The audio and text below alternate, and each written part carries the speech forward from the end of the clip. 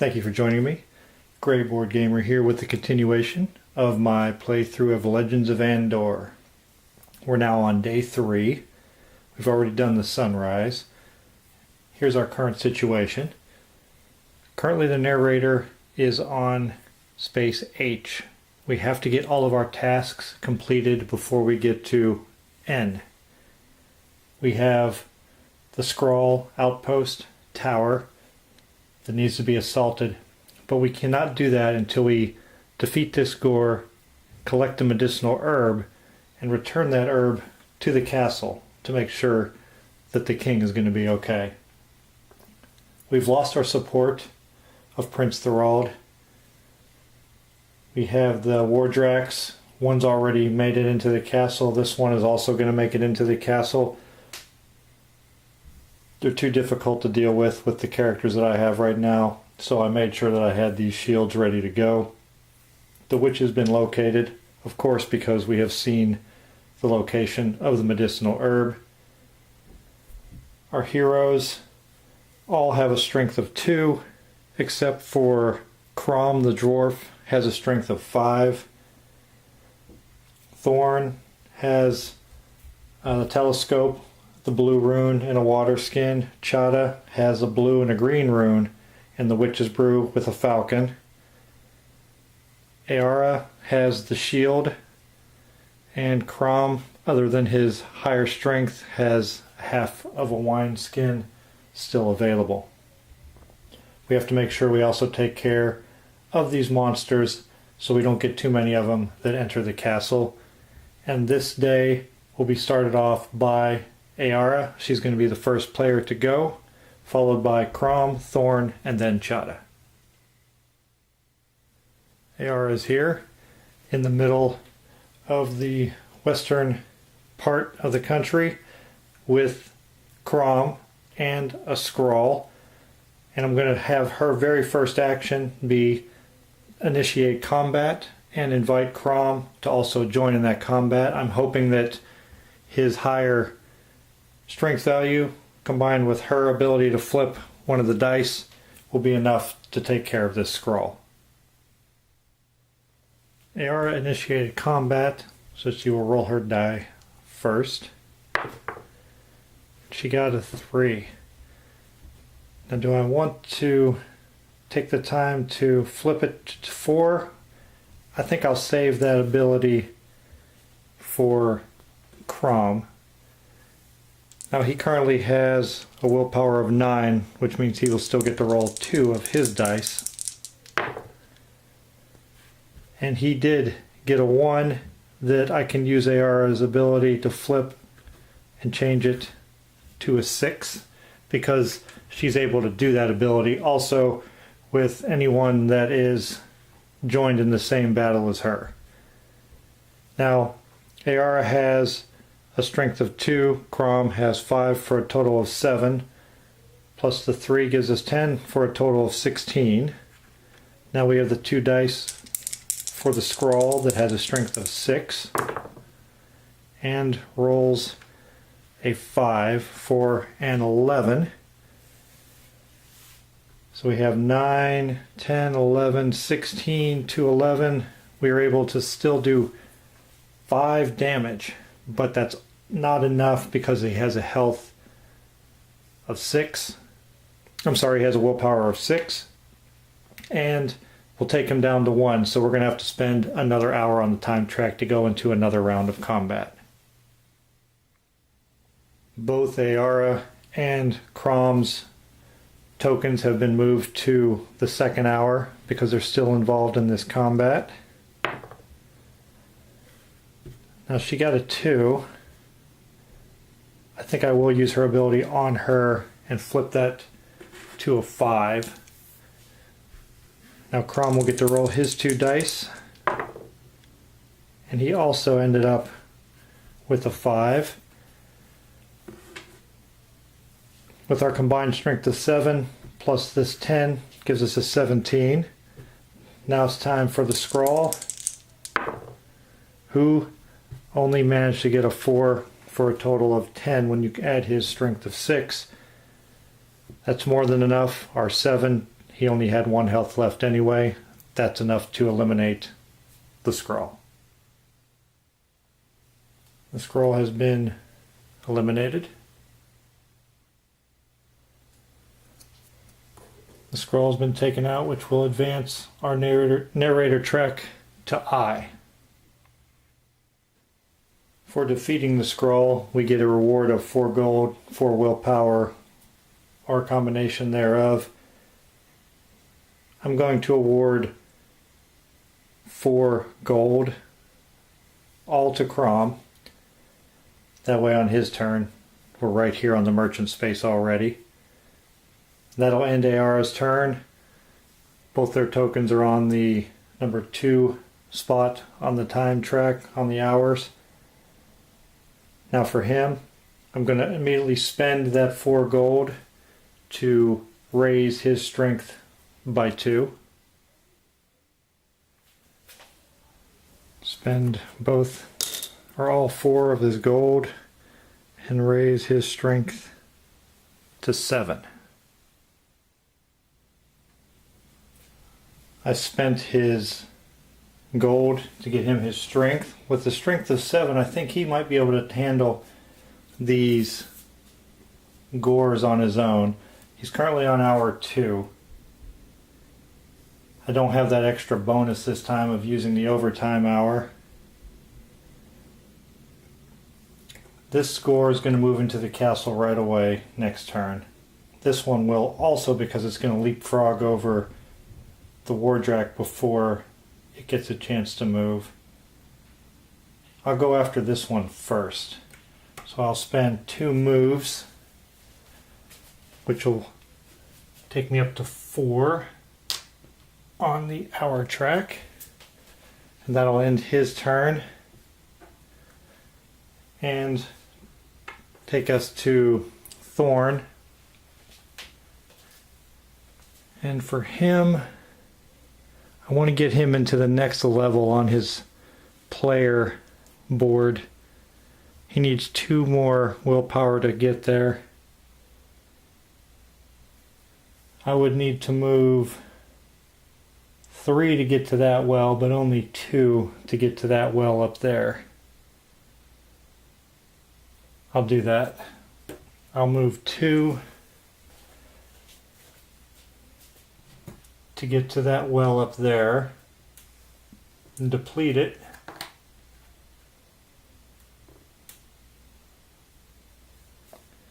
And that will give him 5 willpower because of his special ability. Currently on 12, that 5 will take him up to 17, which will now give him the use of all 4 of his dice. It's Chada's turn. I'm going to move her into the space right above her. Actually, before I do that, I'm going to use her falcon. And what I'm going to do is transfer her Witch's Brew to Crom. Use Chada's falcon, flip the token, and send the Witch's Brew to Crom. Now that I've sent that Witch's Brew to Crom, it opened up an additional space on my player card. Now I'll move her that 1 and flip over and reveal and pick up the 3rd runestone. Now she has 1 of each color. That move cost Chada 1 hour, her first hour on the time track, and that takes us to Ayara's turn. And we still have a couple. This one we definitely want to deal with because it's going to go into the castle. We know the Wardrak's going to make it in there, and I don't want to fill all 3 shields up right away. This one still has a way to go. This one still would have 3 moves to get in. And if I get rid of this one, and then a Wardrak moves in, this core would also have 3 till it got there. Era is on hour 2. She doesn't have any money. Do I want to move her all the way over there, or do I let Chada deal with that one because she's in an adjacent space and she can roll 1 black die because she has all of the rune stones now. I do plan on having her send those rune stones to Crom because I think he would be much better equipped to use that with his strength of 7 along with that black die. I could move her this direction to get ready to assault the tower, but we still have to get the herb. I think I'll move her up here with the dwarf. I think the dwarf's going to be okay handling it on his own. I'll move her over here. Move her 3. That way we're sure to take care of that one because I believe the dwarf is going to be able to handle that on his own. So she's going to move up to hour 5 on the track for that move. And next we will have Crom. And Crom is going to initiate combat. Crom is going to initiate combat with that gore, and he's on his own. I moved his token over 1, and he's now on number 5 on the track. He has 2 dice because his willpower is 9. And he got a 6. That's a real good roll considering his strength is 7. It's going to give him 13. The gore still gets to go. Rolled a 5. Now the gore only has a strength of 2. Let me check. I got it covered up with the dice tray and I can't remember right now. Yes, that's correct. The gore does have a strength of 2. So his 7 against my 13 definitely means that gore is eliminated. Crom was able to take that gore out all on his own. The creature graveyard here is getting really crowded. That's going to move the narrator to J. Crom's turn is complete. That will take us to Thorn. And I want to get him moving this direction toward the location of the herb. And he's currently 6 spaces away, but he couldn't initiate combat anyway. And the gore is going to move to here. And he's only on 2. Perfect. So we'll move him 5. Actually, let's move him 4. That way he can stop at that well. He moved 4. I'll take him up to 6. While he's there, he's going to empty the well. And again, he gets 5. But on his player card, he's at 17 already. And he can only max up to 20. So he's now at full willpower of 20. And he is next to 3 fog tokens with his telescope. That is a +2 willpower, an event card, and another event card. With Thorn's turn complete, that brings us over to Chada, and she is in an adjacent space to this gore that we want to take care of. And I'm going to have her initiate combat with that gore and also bring Ayara into that combat. Chada initiated combat. She is now on 2 on the time track, and I moved Ayara's token also over, and she is now on 6. Now since Chada has the rune stones of 3 different colors, she can use the black die for her combat roll.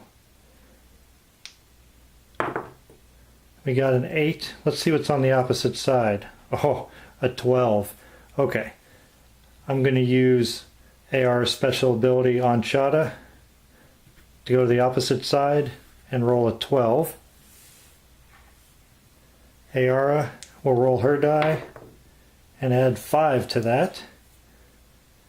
They both have a strength of 2, so that gives them a total of 4 strength. 4 added on to 12 gives us 16 for a total of 21. I don't think this Gore has a chance. The Gore rolls a 4, plus 2 gives him 6.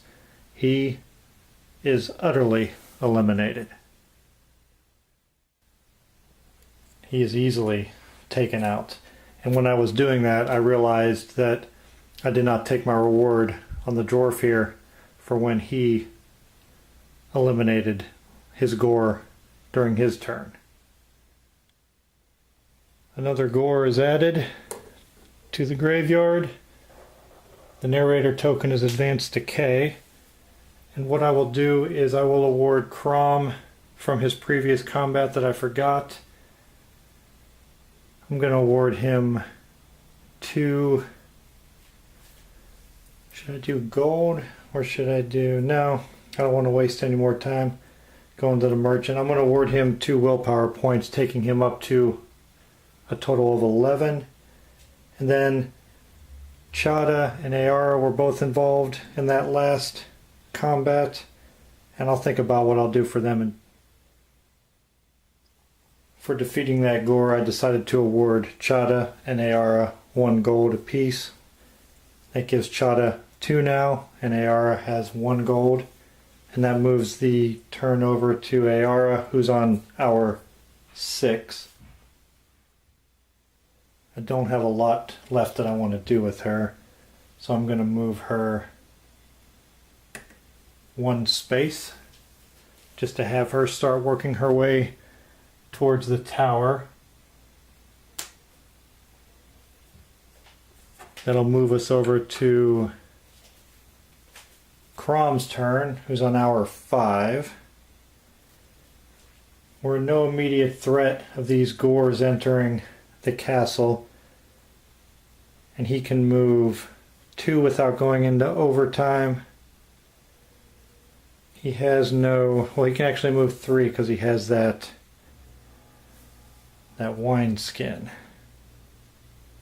That's what I'll do. I'll get him over here close to the tower. I'll move him 2 and then 1 additional by finishing off that wine skin, and I'll pick up that gold piece.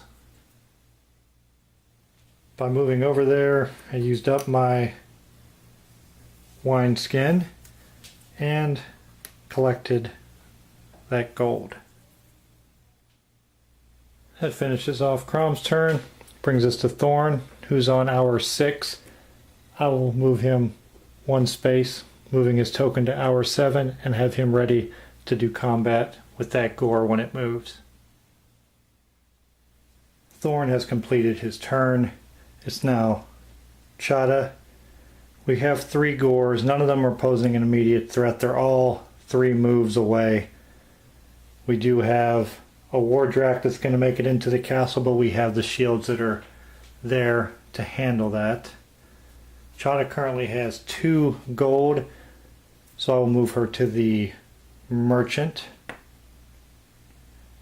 So, what's the quickest path? Okay, 1, 2, 3. I'll move her 3, and that'll take her time track up to 6, and I'm going to buy 2 strength or 1 strength point. Chada spends her 2 gold at the merchant to increase her strength to 3.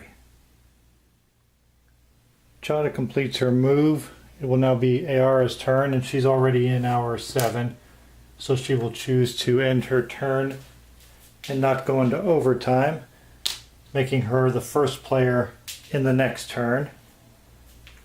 Then we get to go next to Crom, who's close to the tower. I'm going to set him up by moving him 1. I want him to be close to that well but not on the same space, because being on the same space means the well will not refresh. Then that would take us over to Thorn, and he's already on hour 7 also. He's already in position ready for that gore that's coming his way, and that'll end his day. Moving us to Chada, who has 1 hour left in her day.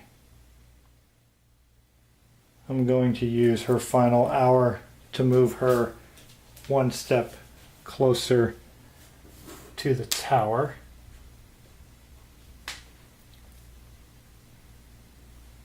AR's turn is already done for the day. I don't want to move Crom anymore, so I will end his day. And the same with Chada. She's done, and I will end her day, taking us into the sunrise phase. First, we will draw our event card. A farmer falls ill. One farmer token on the game board that has not yet been taken to the castle must be removed from the game. The group can prevent this by paying gold and/or willpower points. In a 4-player game, that would be a total of 4. We have no farmers on the board, so this event card will not affect us in any way. Now the movement phase begins with the gores. 24, 19, 16. 16 is the lowest. It will move first, followed by 19, and then 24 moves to 21. And then we have our gore over here in the mountains, and it will move onto the same space with the medicinal herb that Thorn is on. We have no Skrals that can move. The one on the tower will remain stationary. The Wardrak will move forward into the castle onto a second shield with 1 shield remaining. We will refresh the wells.